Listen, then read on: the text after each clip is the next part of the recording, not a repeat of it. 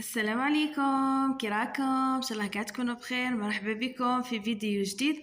اليوم كما راكم تشوفوا عندنا وصفه تاع الشاميه. احنا من الغرب نقولوا لها الشاميه، وكاين اللي يقولها قلب اللوز. المهم البنات، هذه الوصفه صدقوني وصفه رائعه جدا جدا جدا، وهذه الوصفه تجاريه اللي تبغي تستعملها كمشروع على ضمانتي. تسيي كونتيتي كيما هكا صغيره، وغادي نحط لكم في صندوق الوصف تاع يعني كونتيتي كبيره تاع اللي تبغي تخدم على روحها ولا.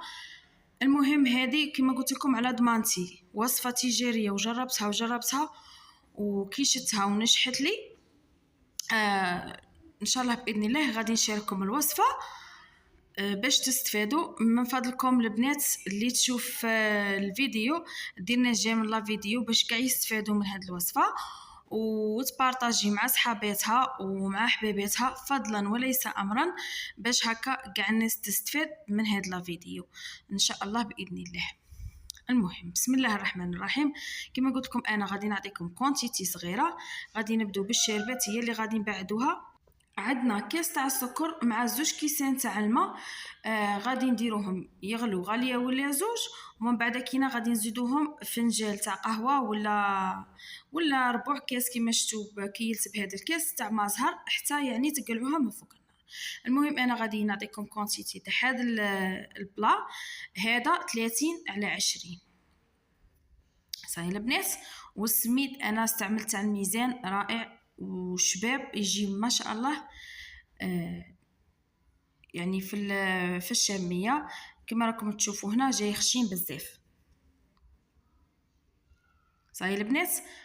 المهم غادي هنايا نستعملوا 5 كيسان كبار كما راكم تشوفوا تاع 220 مليلتر.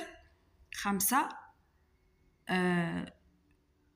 سميد خشين، وغادي نديروا 2 كيسان يعني اللي كينا بهم السميد غادي نعاودوا نكيلو بهم السكر.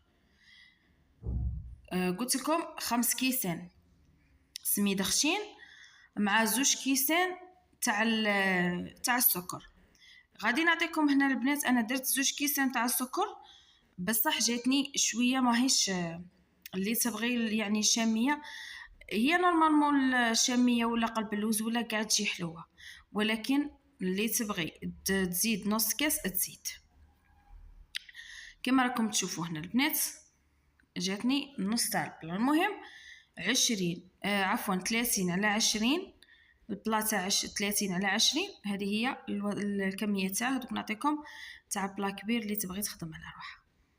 غادي نديروها كيما هكا في قصعه ولا باسينه تكون كبيره، ولا باش هكا تعاوني في الخدمه. ما غاديش نخدمها في حاجه ضيقه باش ما تغبنيش في الخدمه.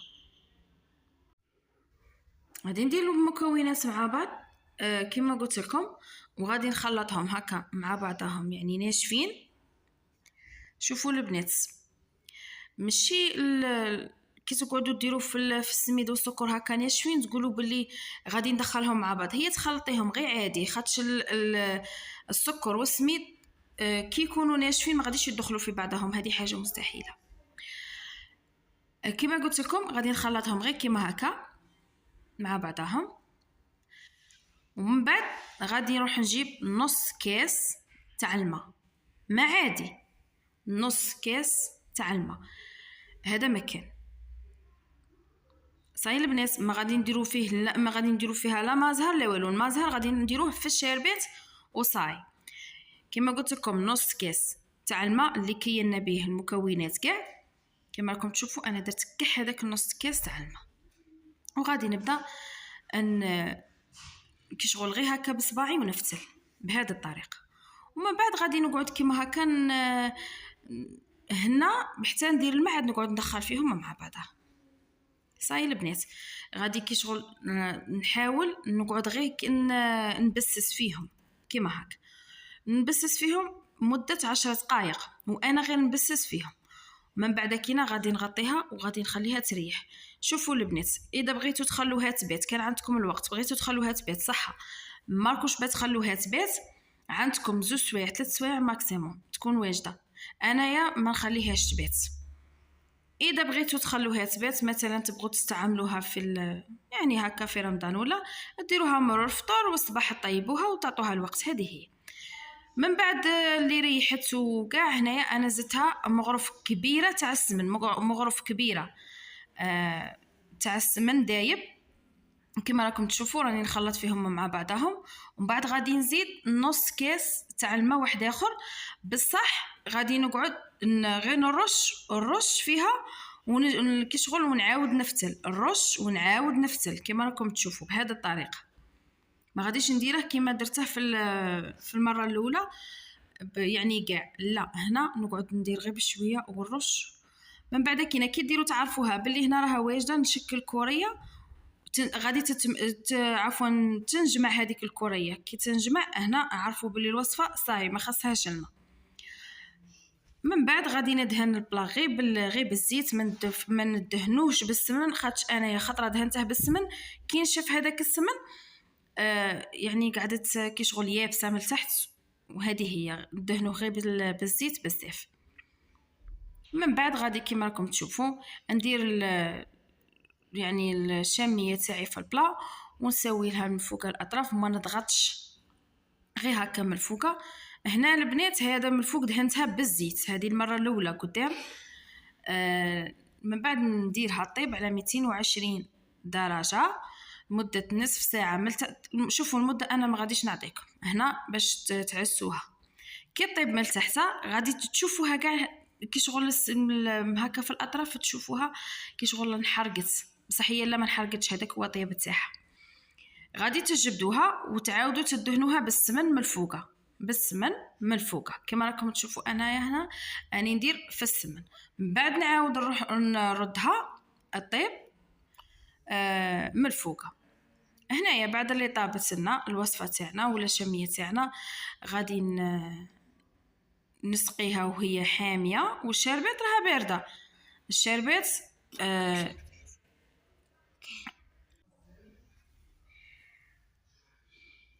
هنا البنات انا راني نسقي فيها ونخليها تشرب. نعاود تاني مره اخرى تاني نعاود نزيدها يعني حتى تنشوفها تشربت كاع الكميه تاع الشربات. المهم هنا البنات انا غادي نقطعها غير من الفوق كما راكم تشوفوا باش هذيك الشربات تدخل لنا داخل كاع الداخل باش تشرب غايه هاد الشاميه. غادي ندخلوها كاع مليح وما غاديش نقطعوها حاميه شيريت ولا كما راكم كما تعرفوا. غادي نخلوها ثاني نعطوها وقت باش هكا كي نقعدوا نقطعوا فيها ولا نبغوا نرفدوها ولا ما تقعدش تتفتت. غادي نخلوها حتى تبرد غايه ومن بعد عاد كما راكم تشوفوا هنا انا قطعت من بعد زدت الشربات باش هكا. المهم هذه هي الوصفه تاعنا تاع نهار اليوم. ان شاء الله تكون عجبتكم. شاركوها مع اصدقائكم والسلام عليكم.